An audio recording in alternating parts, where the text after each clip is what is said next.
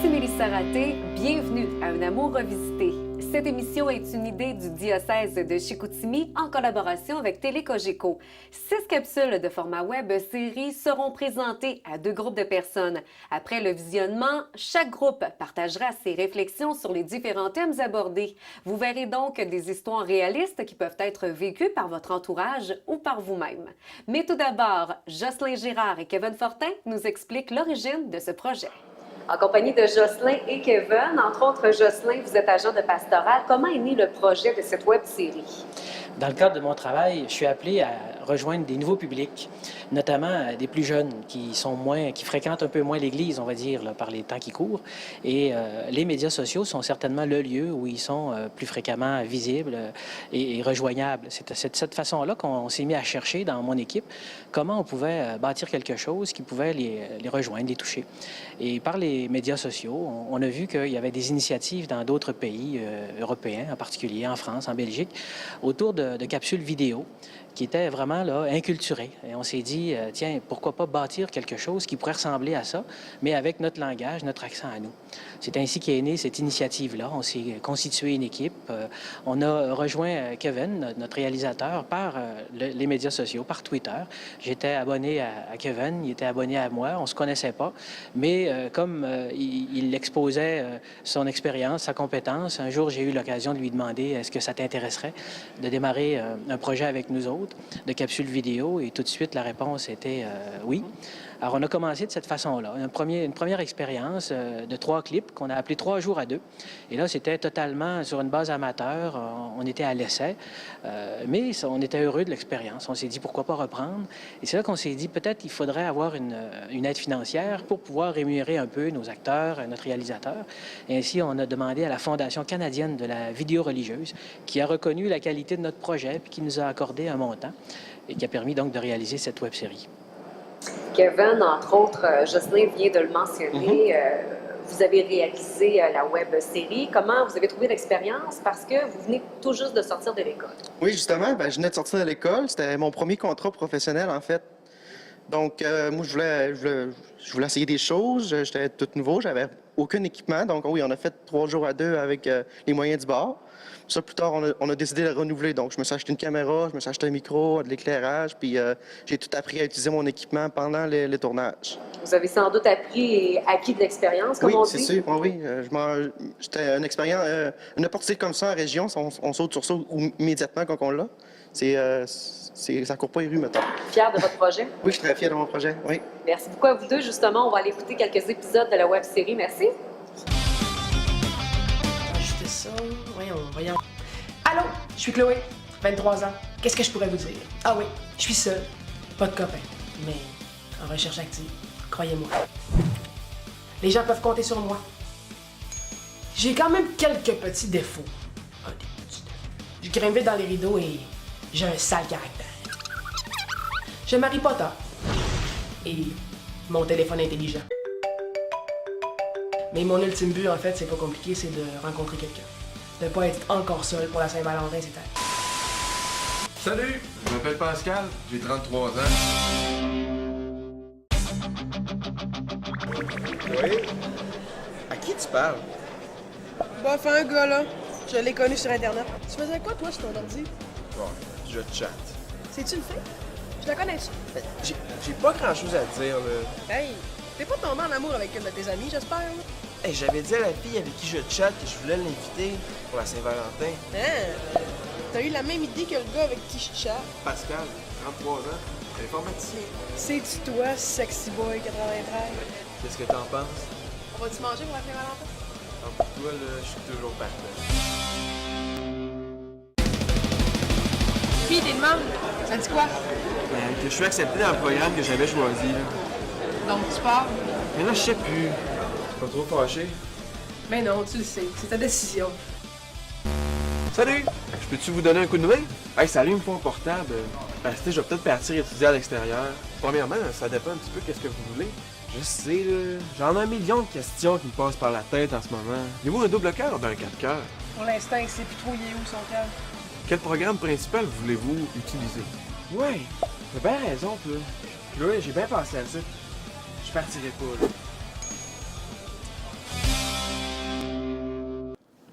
En compagnie de Jocelyne, Pierre-Luc, Shirley et Luc. Merci d'être là. Bienvenue à tous. J'espère que vous allez bien. Oui. Vous venez de visionner, en fait, le résumé des 3 premiers épisodes de cette web série. En fait, on voit Chloé, le personnage principal, qui veut se trouver un chum pour la Saint-Valentin. Elle fait appel aussi aux réseaux sociaux pour trouver l'homme de sa vie. Et il y a toujours Tommy, son meilleur ami, qui est à côté d'elle, finalement, qui lui porte peut-être un petit intérêt, mais finalement, on va savoir qu'il y a un rapprochement entre les deux. Peut-être nous parler comment vous avez trouvé justement les 3 premiers épisodes. Est-ce que vous trouvez que ça reflète bien les jeunes d'aujourd'hui?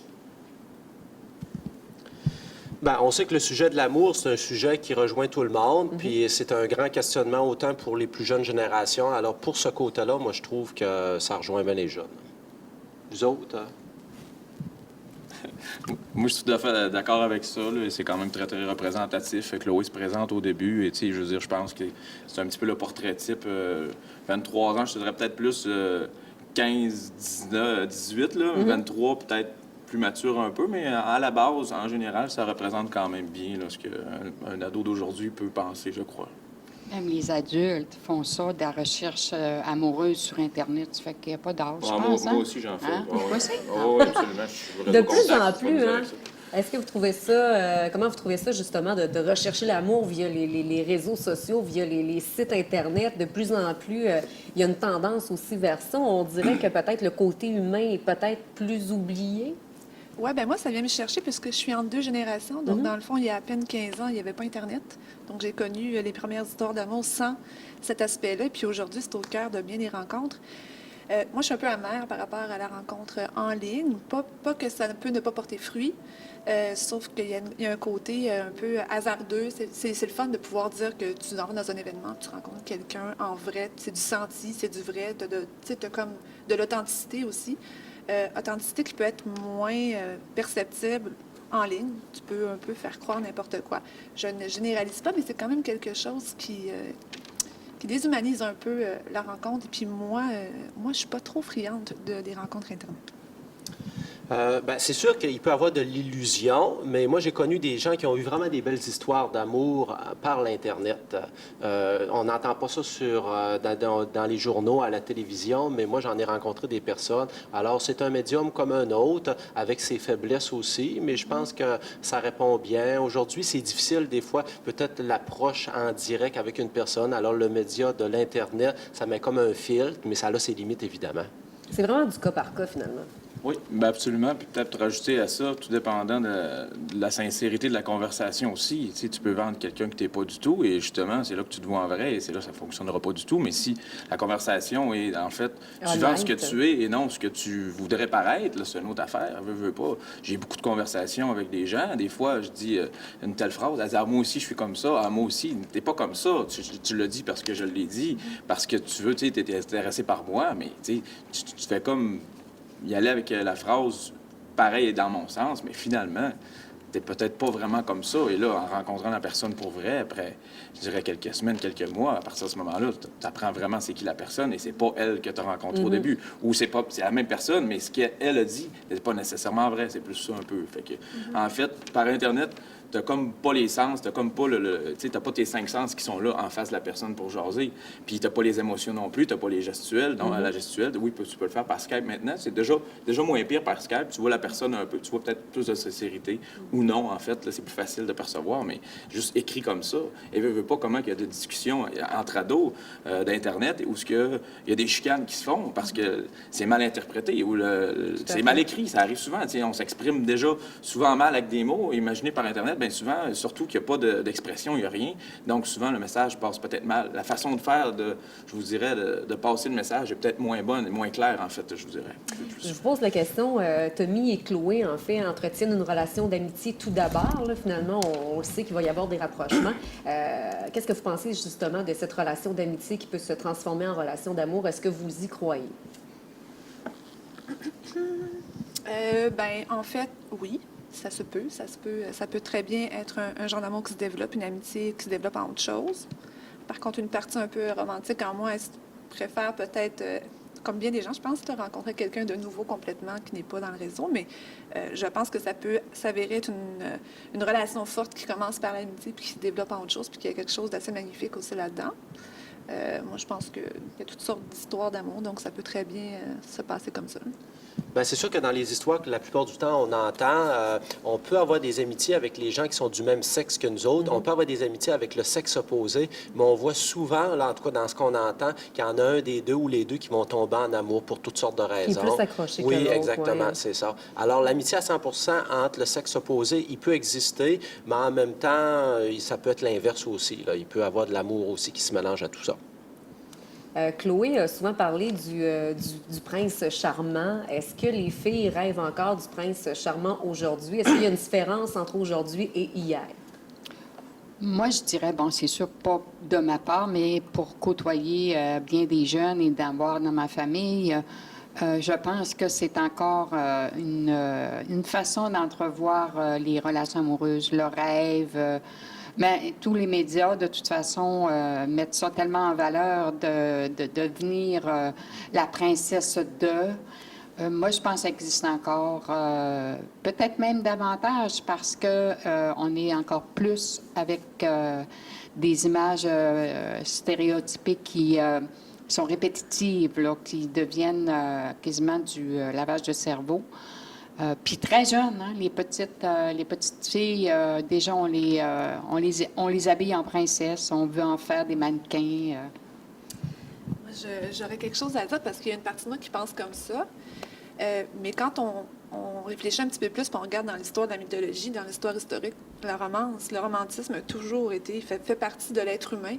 Et ça, même avant que la télé existe pour nous bombarder d'images, puis d'idéologie de l'amour. Donc, parfois, c'est sûr qu'on analyse la décennie ou la vie dans laquelle on est en ce moment, dans l'histoire, mais que je pense que c'est quelque chose d'intemporel. Et puis, tu sais, que oui, on peut dire que la génération qui nous suit est différente ou non, mais moi, je pense que c'est du pareil au même. Puis, c'est une quête qui est là depuis des années, des décennies, puis ça fait partie de la recherche de sens de l'être humain. Pas seulement des filles, mais des garçons aussi. Oui, hein? Pierre-Luc, oui. Ben moi, je recherche le prince charmant. Non, c'est pas une blague. Non, pour en revenir à ce que je voulais dire, en fait, c'est que on se retrouve un petit peu à... Les filles vont idéaliser, je vous dirais, un garçon ou quoi que ce soit, et je le veux comme ça, je le veux comme ça, je le veux comme ça. Est-ce que ça vous met de la pression à vous, les gars? Hein? Est-ce que ça vous met de la pression, justement, à vous, les gars? Moi, personnellement, non. Pour les raisons qui sont les suivantes. Je connais mes qualités, je connais mes défauts et mes trucs comme ça. Et la fille charmante n'existe malheureusement pas pour moi. Elle n'existe plus. Parce que, dans le fond, la beauté d'un couple, c'est c'est une relation entre des qualités et des défauts de personnes et il faut dealer avec ça. C'est ça, de monter une relation. Ça, quand même, tu diras, ben, moi, le prince charmant, c'est quelqu'un de parfait, quelque part, dans l'idéal de la jeune fille, dans son imaginaire, c'est une personne parfaite. La jeune fille, elle n'est pas parfaite. Mais si elle pense qu'elle mérite l'homme parfait, ben, tu sais, je veux dire, à quelque part, il y a un petit problème. Il faudrait peut-être lui expliquer que, probablement, le prince charmant, il n'existera probablement jamais. Sauf peut-être même dans les contes de Disney. Ah, ben, mais même encore là, je le trouve même pas beau. Je sais pas. Non, même dans les contes de Disney, c'est pas mon idéal féminin ou masculin. Ouais, ça serait... Non, absolument pas. On va terminer là-dessus. Entre autres, il y a un troisième personnage qui arrive, Pascal, 33 ans. Qu'est-ce que vous pensez que ce personnage-là apporte de plus à la web-série en 30 secondes? Ben, c'est parce que, évidemment, dans cette web-série, on voulait faire un peu une allusion sur la réflexion spirituelle, un peu religieuse, tout ça. Alors, évidemment, son âge, son nom faisait une allusion un petit peu à ça. Alors, Pascal qui fait le lien avec le Pâques, qui est une fête chrétienne, 33, c'est l'âge de mort de Jésus. Alors, c'est un petit peu un lien, mais très subtil en même temps. On voulait avoir un personnage moderne. Alors, moi, je le trouve intéressant parce que c'est ça, le personnage est moderne, mais il amène tout le temps sa petite touche, un petit peu sa petite réflexion. Parfait. Merci beaucoup à vous quatre pour votre participation et votre réflexion par rapport à la web-série. Merci. Merci. Merci à toi. Merci. J'ai une invitation pour ce soir. Quoi? Tu vas où? Non, là, je mettrai jamais ce costume de clown-là. Tu vas être mon super-héros. Pourquoi le super-héros musclé? T'aimes pas ma shape? C'est un party. C'est juste pour rire. Non, là, je trouve pas ça drôle. Hey, Pascal, 33 ans, c'est moi le chauffeur de taxi. C'est pas moi qui choisis ce costume stupide-là. Ouais, hey, les super-héros sont de plus en plus populaires ce temps-ci. Ouais, je suis prête dans 2 minutes. Chloé, comment il s'allume ton costume? Ah, rien n'est possible pour moi. Tu vas être la lumière du monde ce soir. Wow! Il est même bénite, monsieur Pascal. On y va! Ah oui!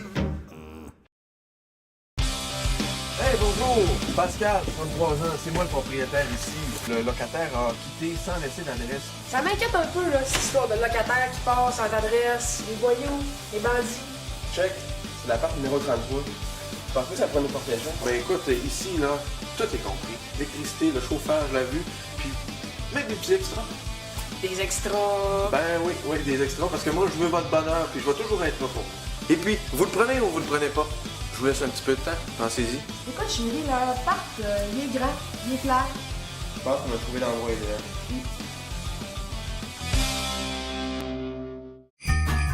Hey, Noël du campeur, tu parles d'idée. Hey, c'est même rendu qu'ils font ça dans les campings sauvages. T'as-tu pensé à quelque chose pour faire un feu? Non, toi? Non. Hey, je t'ai pas parlé de mon rêve. Hey, plus tard, Chloé, là, faut se faire un feu, là. Hey, on vous le prenez où, votre bois? Rendez-vous au terrain 33, chez Pascal. Il raconte des histoires, il est drôle. Bonsoir! Hey! Moi, c'est Pascal, 33 ans. Ça me semble déjà vu quelque part. Ah, j'ai fait plein de métiers, ouais. J'ai de nombreux talents. Je fais tout pour rendre le monde heureux. Ah, il est spécial, le gars, pareil, hein? Mais, je suis sûr que je le connais. Ouais, mais hey, c'est quand même bizarre, hein? Il a jamais mis de bois, mais son feu, il a quand même brûlé toute la soirée. Tu sais, mon rêve que je te parlais, là? Les anges sont venus m'annoncer une bonne nouvelle. En compagnie de Jonathan, Nelly, Pierre-Luc et Luc, vous venez de visionner, entre autres, les derniers épisodes, le résumé de la web-série. Et entre autres, on a souvent vu le personnage de Pascal, les auteurs de la web-série qui ont peut-être voulu actualiser Jésus de Nazareth au travers Pascal. Qu'est-ce que vous pensez de cette alternative-là? Ben, c'est qu'en fin de compte, on voulait le rendre plus actuel pour notre monde d'aujourd'hui. On trouvait ça important. Ouais, et puis combien de personnes jouent dans notre collectivité ce rôle-là d'aide aux gens et qui soutiennent les éducatrices en garderie, les professionnels de la santé, qui continuent un peu cette mission-là d'être près des gens. C'est ce que Pascal a voulu incarner. Quelle est la quête de sens pour les personnages? Parce que, bon, on a Pascal, on a Chloé, on a aussi Tommy. Qu'est-ce qu'ils ont voulu aller chercher, les trois personnages là-dedans? Moi, je peux peut-être parler de Pascal. C'est sûr que Pascal est centré beaucoup sur aider les autres, faire plaisir, les soutenir aussi dans les petites difficultés de la vie, comment on peut égayer. Alors, Pascal, je pense que sème du bonheur pour en récolter aussi du bonheur. Un peu comme on sème du malheur, on récolte du malheur. Pascal sème du bonheur pour récolter du bonheur. Et c'est un peu une philosophie de vie. C'est quelque chose à laquelle il s'adonne avec plaisir. Absolument. Parlant de philosophie de vie ou quoi que ce soit, aide-toi, le ciel t'aidera. C'est vrai, en fait. Je veux dire... on regarde Pascal un petit peu dans les vidéos, tu le vois arriver en taxi, hop, c'est comme une petite poussée dans le dos, on y va, dans le sens que si tu t'aides toi-même, si tu prends les actions pour que ça aille mieux, bien, ça va aller mieux aussi, Mais à la limite, le faire et le dire sont deux choses totalement distinctes. Ah, il faudrait que je perde du poids, il faudrait que j'apprenne l'anglais, il faudrait, fais-le, parce que à la place de chialer, on s'entend dessus que tu es aussi bien de le faire. Tu vas arrêter de chialer après. Au moins, tu vas avoir réglé un problème. Au lieu de dire, j'ai plein de problèmes, écoute, empile-les pas un par-dessus l'autre. À un certain moment donné, tu vas être enterré en dessous. Tu vas plus capable de sortir de là. Puis là, après, non, c'est assez. Mais ça ressemble pas mal à ça. Pour le personnage, peut-être, de Chloé. Bien, Chloé, on l'a vu, elle est à la recherche de l'amour aussi. Puis je pense qu'elle avait effectivement trouvé. Mais comme dans les capsules, on peut voir aussi que... tu sais, ce qu'elle dit, je cherche ton bonheur à toi, à l'autre, à son couple, tu sais, dans une toute nouvelle relation. Elle veut lui faire les bons choix pour lui, qui veut partir à l'extérieur et étudier, mais il choisit de rester avec elle. Mais quand même, elle lui offre le choix de pars si tu veux, moi je respecte ton choix, mais en arrière-tête, tu sais, reste, s'il te plaît, tu sais. Dans son je crois cœur, aussi qu'on puisse. ouais, tu sais, donc, des fois, justement, on veut laisser croire aux gens, je te fais ce que tu veux dans ta vie, mais on a toujours des fois. Pour moi, j'aimerais que tu restes, mais tu sais, reste le choix de la personne à choisir. Ça fait que dans la vie, on est souvent confrontés, justement. On veut que l'autre se réalise, mais nous, le besoin à nous, c'était pour elle, je pense qu'elle voulait vraiment s'établir avec lui. Heureusement, il a fait le bon choix. Il a finalement resté avec l'aide de Pascal qui les a éclairés sur cette question. Donc, ouais. La quête de sens pour Tommy, maintenant, ce serait quoi pour ce personnage-là? Peut-être que les gars répondaient. Ouais. C'est plus Tommy. Justement, comme elle se trouve avoir dit, c'est que pour Chloé, lui, pour elle, c'était plus identifier l'amour. Lui, il cherche l'amour aussi, mais il est comme pris entre ses études. On sait que les études, ça nous mène à un emploi. L'emploi, c'est important aussi dans la vie. Alors, dans notre vie, on a différents choix à faire. Il y a des choix amoureux, mais il y a des choix de la réalité de la vie de tous les jours, c'est-à-dire se trouver un travail. Alors, on voulait quand même faire ressortir ces sujets-là qui sont préoccupants pour bien des jeunes. Alors, la quête de sens, ça peut être là-dedans parce qu'on sait trouver un métier, trouver un travail, bien, c'est dans notre identité, ça peut nous aider. Alors, ça, on trouvait ça important d'aborder aussi parce que quand tu es jeune, tu es aux études, bien, c'est un peu ça aussi que tu réfléchis. Tu penses à ton amour, mais tu penses à ton avenir aussi pour le travail et ainsi de suite. En fait, moi, je dis qu'on vit tellement à 100 000 à l'heure qu'on ne va pas nécessairement tout le temps, on prend une telle décision. Est-ce la bonne? Je pense qu'il faut que tu le vives. C'est sûr, on a une vidéo de 45 secondes, ils finissent que ça va bien, mais tu sais, la vidéo, on n'a pas le reste, je vous dirais, c'est pas tout le temps des contes de Disney, comme on parlait peut-être dans la capsule précédente, dans le sens que, oui, tu vas prendre, et quand on dit qu'il faut prendre du recul sur une situation, c'est plus tard que tu vas voir si la décision que tu as prise est bonne, parce que sur le coup, oui, tu vas en prendre une, mais finalement, est-ce que tu l'as pris contre ton gré à toi? Mais finalement, moi, ce que je voulais faire, c'est, je voulais m'accomplir dans mon travail. C'est personnel à soi-même, en fait, là, tu sais. Puis à quelque part, je pense que parfois, puis sans dire pour être heureux, il n'y a pas vraiment de définition du bonheur précise, mais il faut prendre des décisions pour nous, à quelque part. Ça fait, dans le fond, comment je dirais, penser à nous en premier, avant de penser à l'autre. Et parfois, ben, de penser à nous, c'est de fermer comment je dirais ça, une relation ou quoi que ce soit. C'est difficile, c'est des choix qui sont difficiles à faire. C'est pas qu'on veut faire de la peine aux autres ou quoi que ce soit, mais à long terme, je pense que la personne qui est gagnante, c'est elle qui fait le bon choix qui est Faut pas s'oublier, finalement, là-dedans. En fait, c'est en plein ça, parce que si on fait juste les choix que l'autre veut, à un moment donné, ça explose, cette affaire-là. Puis, à quelque part, puis quand tu parles de choix, tu me rejoins, on dit aussi... oui, les personnes ont du pouvoir, mais on voit dans les vidéoclips que les situations, comment Pascal aussi, des fois, quand on a des grosses décisions à prendre, on en regarde alentour, puis là, on essaie de trouver des signes pour dire, ouais, moi, où est-ce que je me dirige? Puis là,